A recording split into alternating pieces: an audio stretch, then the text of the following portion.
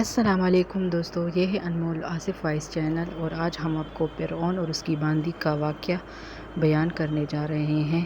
امید ہے دوستو آپ کو ویڈیو اچھی لگے گی۔ اگر آپ کو ویڈیو اچھی لگی تو پلیز ہمارے چینل کو لائک، سبسکرائب اور شیئر ضرور کیجیے گا اور بیل آئیکن کو ضرور دبائیے تاکہ آپ کو آنے والے ہر ویڈیو کا نوٹیفیکیشن مل سکے۔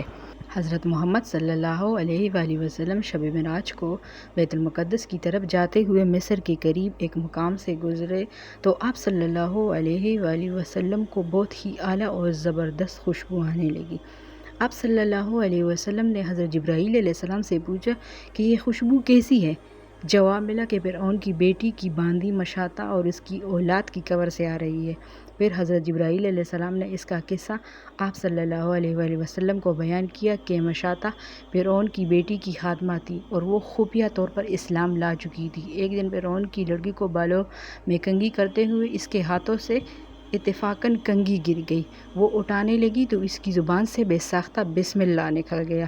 اس پر شہزادی نے کہا کہ تم نے آج عجیب کلمہ بولا ہے، رب تو میرے باپ فرعون ہی ہے، تو پھر تم نے یہ کس کا نام لیا؟ خادمہ نے جواب دیا، فرعون رب نہیں ہے بلکہ رب وہ اللہ ہے جو مجھے اور تجھے اور خود فرعون کو روزی دیتا ہے۔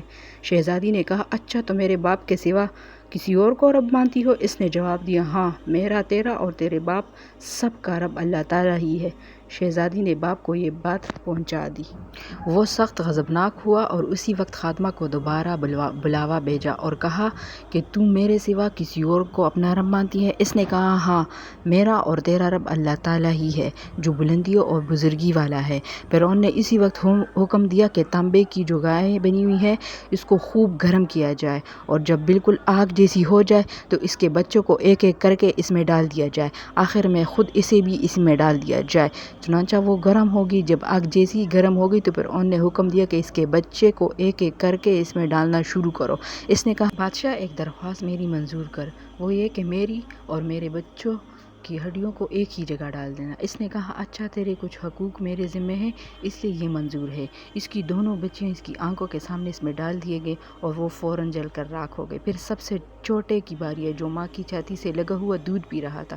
فرعون کے سپاہیوں نے اسے گھسیٹا تو اس نیک بندی کی آنکھوں تلے اندھیرا چھا گیا۔ اللہ تعالیٰ نے اس بچے کو اسی وقت زبان دے دی اور اس نے بلند آواز میں کہا، اماں جان افسوس نہ کر، اماں جان اب ذرا بھی پسو پیش نہ کرو، حق پر جان دینا ہی سب سے بڑی نیکی ہے۔ چنانچہ انہیں صبر آ گیا، سب سے چھوٹے بچے کو بھی آگ میں ڈال دیا گیا اور آخر میں ان کی ماں کو بھی اسی آگ میں ڈال دیا گیا۔